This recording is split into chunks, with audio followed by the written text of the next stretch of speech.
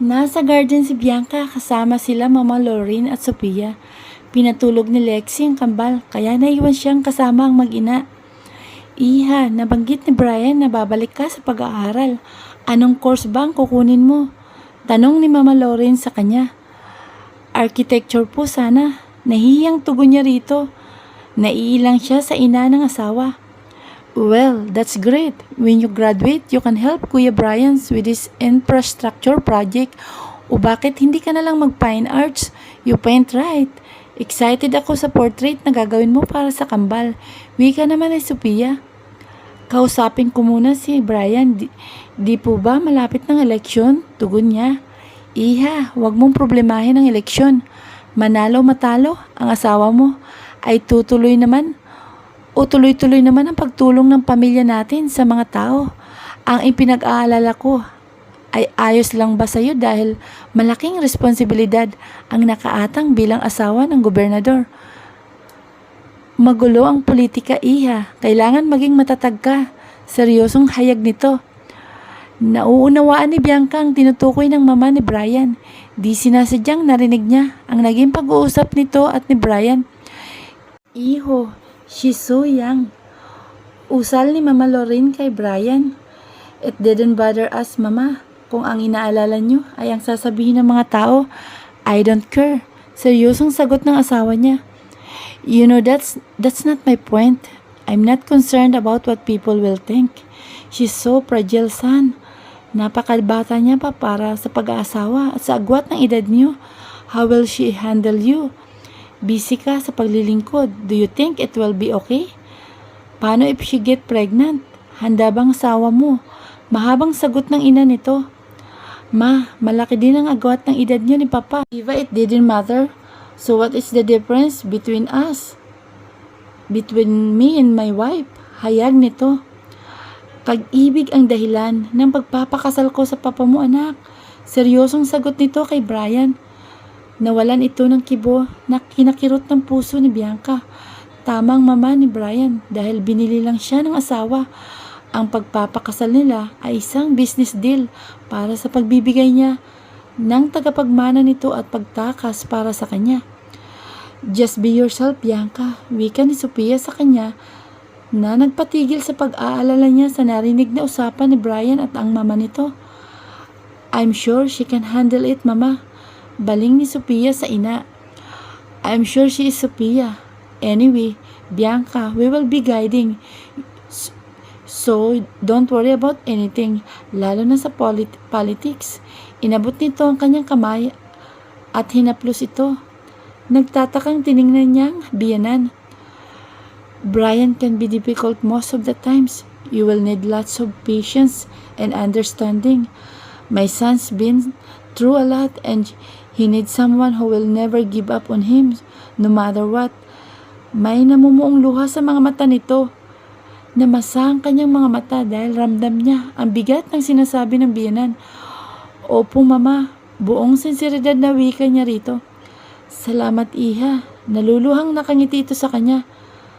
Mama, dapat dito sila mag-stay instead sa cabin. Suggestion naman ni Sophia. No, we're not. Bungad sagot naman ng asawa at hinagka ni Brian ang kanyang sentido. But Iho, it's a tradition. Tutol ni Mama Lauren. Ma, please. Nakausap ko na si Grandpa. Sa cabin kami titira ni Bianca or sa bahay na malapit sa Kapitolyo. Mr. Nieto is selling mansion. Anito sa ina. Hindi na. Dumito kayo sa hacienda kung yan ang gusto mo. Sagot ni Mama Lauren. Nakita ni Bianca ang pagdaan ng sakit sa mga mata nito. I'm sorry, Mama. I talked to you about traditions and I don't want any of it. Sa cabin kami titira. My wife needs to adjust for married life. Makahulugang tumingin ito sa kanya na ikinakabog ng dibdib niya. Mama, sa bagay gusto ni Kuya na masulo si Bianca. Nasa honeymoon stage pa sila eh. Tukso ni Sophia na ikinainit ng kanyang mukha. Okay, basta lagi mong ipatid si Bianca rito kapag nasa Kapitolyo ka. Nakangiti na si Mama Lauren. Yes, Ma. And Princess, stop teasing my wife. Iiling-iling na saway nito sa kapatid. Na ikinatawa lang ni Sophia. Lalo namang nag-init ang kanyang mukha nang hagkan nito ang kanyang mga kamay. You look gorgeous, mi querida. Every time you blush. Bulong nito sa kanya matapos iyakap ang mga braso nito sa kanyang bewang. Bumaling siya rito at inirapan niya ang asawa na ikinatawa lang nito at ni na Mama Lorraine at Sophia. He, tinapik niya sa balikat ang kakambal. What's up, Anya? You know, she is forbidden, right? Seryosong wika nito sa kanya. You're crazy. It's not what you think. Binalingan niya ito at nginitian. Then why? Di kumbinsidong kunot noong tanong nito sa kanya. I owe her my life and I haven't returned the favor yet. Anya. Damn, bulalas nito. So you mean she is the sea nymph? Why didn't you told Kuya Brian when he was asking you? Tanong nito sa kanya. Because she doesn't remember or she didn't know. It was me. I don't want to confuse her. Kung sasalungatin ko ang sinabi niya. Buntong hininga niya. Tugon sa kakambal. What do you mean? Anito. I've been looking for her for over a year. Then I saw her again. She didn't recognize me. I thought at first she just pretending that time. Sagot niya kay Essex. That's crazy. Maybe you are mistaken and it's not her who saved you. Usal nito. Look, do you think you can't forget a face like her? Tanong niya rito. No way. Mabilis na sagot nito. Exactly. I don't know what happened to her this past few months because I got so busy with the race. Nakatingin siya kay Bianca na yakap-yakap ng Kuya Brian niya habang kausap ito ng Ate Sophia at ng mama nila. Are you sure you just want to pay her back? Tanong nito sa kanya sa seryosong tinig. You are the only one who knew what happened to me that night when that crazy woman set me up. If it's not for Bianca, wala ka ng kakambal na mas gwapo sa'yo. Birong wika niya kay Essex. Natawa ito at bahagya siyang sinuntok sa braso. Ezekiel, you know the role, right? I don't want you to get hurt like Kuya Miggy is hurting right now. Muling naging seryoso ang tinig nito. I know that, stop worrying, sagot niya sa kapatid. I don't think so. We're twins. I know you better than anyone else. You can convince yourself that you're just being grateful to her for saving you. But deep inside, it's more than that. Wika nito sa kanya. She means a lot to me. I just hope that Kuya Brian will not hurt her. We both know that Kuya changed ever since the accident happened. Wika niya rito. Just stay away from her. Like you said, Kuya Chance, don't push him to lose control. Maybe he didn't see it yet, but the way he is looking at her and the possessiveness toward his wife is scary. He's broken and a broken man is the most dangerous. Paalala nito sa kanya. His twin is right. He can see it through his older brother's cold eyes. But he swears that if his brother hurt Bianca, he will not just stand and do nothing. They were shocked when they heard his brother got married, but he didn't bother to question his decision. But right now, he can help but to be bothered about it. He will find out why Bianca married his brother and why she can't seem to recognize him until now.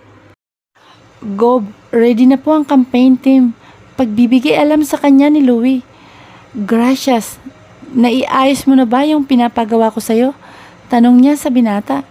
Yes, Gob. Napapirma ko na din sila ng NDA. Later po nila ipapadala ang class schedule ni Ma'am Bianca. Sagot nito sa kanya. I want to see the list of names from the class. Anya. Ho? Nagtatakang usal nito. I said, I want to know the names of all the students in her class. Madiing wika niya rito.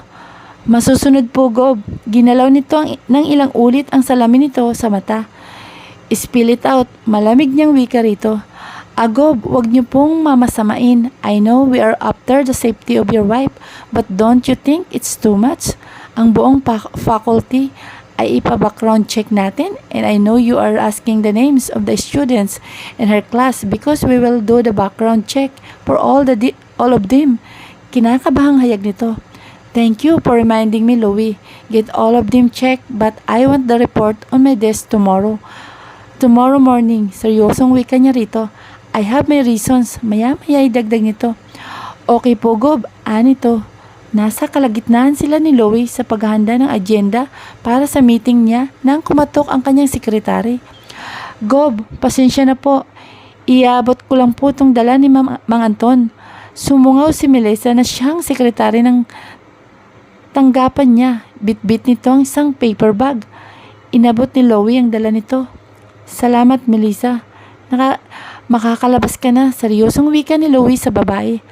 At ubiling lumabas ito. Gob, pasensya na, hindi pa ako makahanap ng ipapalit sa kanya. Hinging paumanhin ito. Simula nang maging sekretary niya ang babae, ay hayagan ang pagpapansin nito sa kanya na ikinairita niya. Just process it immediately. Usal niya.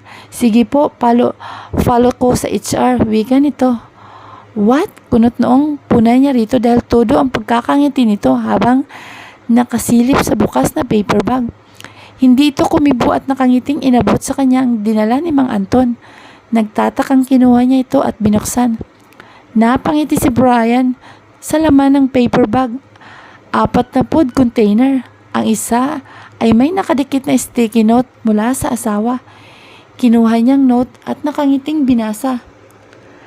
I prepared your lunch, Gob, but don't forget to bring back the food containers empty. Huwag mong ipakain kay Louie, ha gaya ng lagi mo daw ginagawa, sabi ni Mama Loren. Enjoy. P.S. para kay Louie ang pulang container. Bianca. What? Asar na usal niya sa ngiting-ngiting si Louie. Matapos niyang itabi sa planner niyang note. Wala, Gob, baka po makalimutan niyo may meeting pa tayo. Natatawang wika nito, pero mas maganda po kung habang mainit pang pagkain ay mag-early lunch na po tayo. Suggestion na lang naman nito. Wika nito sa kanya nang samaan niya ng tingin pero pigil naman ang ngiti. Shut up or I'll fire you. Seryosong sagot niya. Sumeryoso itong bigla. Iiling-iling niyang ibinigay dito ang food container na para rito. Para itong bata na tudong isi habang yakap ang food container. Salamat po, Gob. Wika nito. Tawagan mo sila, sabihin mong malilit tayo, then let's eat. Bili niya rito. Noted, Gob. Nito. Nakangiting binuksan niya ang laman ng food containers. Niluto ng asawa ang paborito niyang kalderita. May java rice, may slice ng mixed fruits. Tinikman niya ang kaldereta. And he moaned as he tasted the most delicious kaldereta he ever tasted. Nakangiting magana siyang kumain. Tamang sabi ng mama niya kay Bianca. Madalas ay kay Louie niya pinapakain ang pinapadala galing sa asyenda. Pero simula nang lagi siya nitong pinapabaunan ay lahat ng inihanda nito ay kinakain niya. Pero madalas ay malilimutan niya ang lagayan. Nasira ang araw ni Brian matapos siyang makipagtalo sa political advisor niya. Si Mr. Manolo Ramos ang kinuha ng lolo niya para maging advisor niya simula nang pumasok siya sa politika. Nalaman na nitong nagpakasal siya ulit at kinontra nito ang ginawa niyang pagpapakasal. Makakasira daw ito sa pagtakbo niya. Mr. Ramos wanted him to have an image of the grieving widow. Ito ang isa sa mga dahilan kaya hanggat maaari ay ayaw niyang sanang ipaalam ang tungkol sa kasal niya habang di pa nagsisimulang campaign period. Gob, naihatid na ni Mang Anton si Mang Bianca sa bahay niyo. Ito po ang report na hinihingi niyo. Pati ang magiging class schedule ni Ma'am. Bigay alam sa kanya ni Louie. Gracias, Louie. Anya, wala kong urgent bukas na umaga, di ba? Tanong niya sa binata. Yes, Gob, ang meeting niyo sa engineering department ay 1 o'clock in the afternoon pa. Sagot nito sa kanya. Tinanguan niya ito. Ronald, diretso muna ako sa cabin. Nakapikit na bilin niya sa driver bodyguard. Sige po, Gob, tugon nito. Nang makarating siya sa cabin, ay hinanap niya ang asawa. Wife, tawag niya kay Bianca. Kunot noong binuksan niya ang kanilang silid pero wala ito. Tinungo niya ang guest room na pinaayos niya para maging studio ng asawa. Nadatnan niya itong natutulog sa couch. May bakas ito sa mukha ng oil paint. Hinila niya ang beanbag at naupo. Hinawi ni Brian ang mga hibla ng buhok sa mukha ng asawa na kumuwala sa pagkakabraid ng buhok nito. Wipe, bulong niya rito. Naalimpungatan nagdilat ito ng mata. Hay, bati niya rito. Hay, kanina ka pa? Tanong niya nito. No, kararating ko lang. Tipid niyang sagot. Are you okay? Puno ng pag-alala, mukha na tanong ito. Yeah, don't worry about it. Did you have dinner? Nag-snack na ako sa meeting room kanina. Wika niya. Yes, gusto mo bang mag-dinner? Initin ko yung niloto kong curry kanina. I'm dead tired, mi querida. Can we go to bed? Pagod niyang wika sa asawa. Sige, tara na. Yayanin to sa kanya. Tumayo siya at inalalayan niya ito. Magkahawak ang kamay na tinungo nila ang kanyang silig. Pinakiramdaman ni Bianca ang mabining paghinga nito. Kaninang namulatan niya ito ng mata ay nakita niya ang pagod na itsura ng asawa. Nararamdaman niyang may bumabagabag kay Brian pero wala siyang lakas ng loob na magtanong. Sa loob ng 2 linggo ay umiikot ang kanyang mundo sa pag-aasikaso ng pangangailangan nito bilang asawa. Mula sa susuotin nito, kakainin ay siyang naghahanda. Pagpapasok ito sa Kapitolyo ay dadaan muna siya sa mansyon at pag-uwi naman ay susunduin siya. Hindi nila pinag-uusapan ang tungkol sa kanilang kasunduan. Bawat araw na lumilipas ay nasasanay si Bianca sa presensya ng asawa. May mga gabing tinatawag pa din ito ang pangalang Talia na narinig niya mula sa kawaksi sa mansyon na dating asawa daw ito ni Brian. Alam ni Bianca na wala siyang karapatan. Natitiis pa niya ang paminsan-minsang kalamigan nito pero kanina ay parang may kamay na bakal na dumagan sa kanya nang makita ang lungkot at pagod sa mga mata nito. Nag-aalala siya para sa sarili dahil kahit anong pigil ni Bianca na huwag hayaang mapalapit dito dahil ang lahat ay pansamantala lang. Sa unang pagkakataon sa buhay niya, nais niyang pawiin ang lahat ng lungkot at pait sa mga mata ng asawa. Kaya nabuo naman ang desisyon niya na ibibigay niya ang anak na nais nito kahit mawala pa sa kanyang lahat. Pangako, Brian, buong puso akong tutupad sa ating kasunduan. Pangako, bulong niya rito at mas isiniksik niya ang kanyang mukha sa liig nito. Nagising si Brian. Nabakanti ang kabilang bahagi ng hiniga ni Bianca. Pangako, Brian, buong puso akong tutupad sa ating kasunduan. Pangako. May mumunting ngiti ang kanyang mga labi sa pag-alala sa narinig niyang binulong ni Bianca sa kanya kagabi. Naalimpungatan siya kagabi nang bumangon ang asawa pero sa sobrang pagal ng katawan niya ay di niya iminulat ang kanyang mga mata. Sa kabila ng kanyang pag-aalinlangan, nagdulot ng kasayahan sa kanyang puso ang ibinulong ng asawa. Matapos siyang mag-shower ay lumabas siya ng kanyang silid. Tinungo niya ang kusina dahil siguradong nandun ang asawa at abala sa pagluluto. Nadatnan niya itong abala sa paghahalo. Amoy niya ang mabangong sinangag na niluluto nito. Nilapitan niya ito at niyakap ang kanyang mga bisig sa asawa at hinagkan niya ang liig nito. Brian, gulat na sigaw nito sa kanya. Kinulat mo ako. Tutup nito ang dibdib at habol ang hininga. Nabahala siya dahil pulang-pula ito. Hey, mi querida, are you okay? Natarantang tanong nito. I'm okay, masyado lang akong nagulat. Pilit ang pagkakangiti nito sa kanya. Here, drink this. Inabutan niya ito ng isang basong tubig. Matapos bumalik sa normal ang paghinga ng asawa, ay pinalo siya nito ng sandok. Ouch! Why, masakit. Hinawakan niya ang kunwaring nasasaktang braso. Ikaw kasi nakakagulat ka eh. Nakasimangot na usal nito sa kanya. He chuckled nang muli siyang ambaan nito ng hahampasin. Good morning, mi querida. Maya-maya ay bati niya kay Bianca. Hindi niya hinintay na makapagsalita ito dahil inilapat niya ang kanyang mga labi sa labi ng asawa. Nagulantang siya nang bigla siyang halikan ni Brian. Magaan ang halik ng asawa. Masuyo ang galaw ng mga labi nito. Napasinghap siya nang ipasok ni Brian ang kanyang kanang kamay nito sa loob ng t-shirt na suot niya. Ang mainit na palad ni Brian ay naglakbay patungo sa kanyang dibdib habang mas pinailalim ng asawa ang pag-angkin ng kanyang mga labi. Naliliyo siya sa sensasyong dulot ng pag-angkin ng nito sa kanyang mga labi.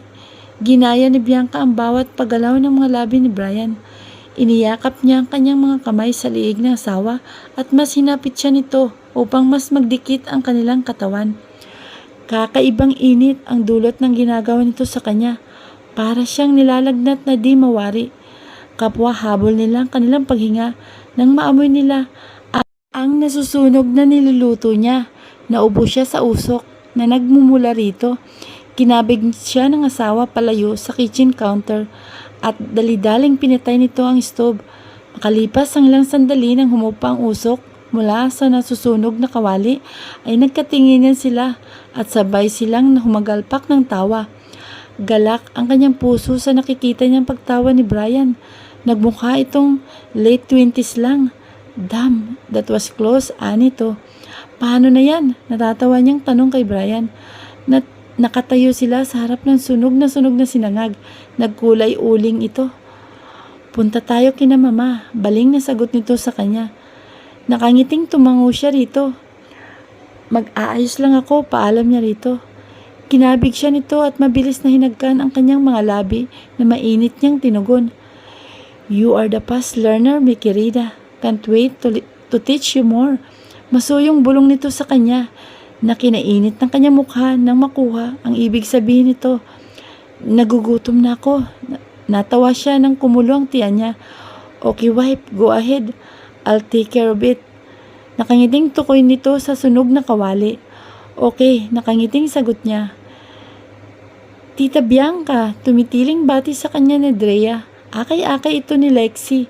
Si Dre naman ay malawak ang ngiting tumakbo papalapit sa kanila. Kasunod lang nito si Kyle. Your stomach is getting big. Amazed na wika ni Brian kay Lexi. Bianca saw fondness in Brian's eyes para kay Lexi. She felt sting feeling in her heart. Hi Drea, hello Dre. Bati niya rito sa kambal.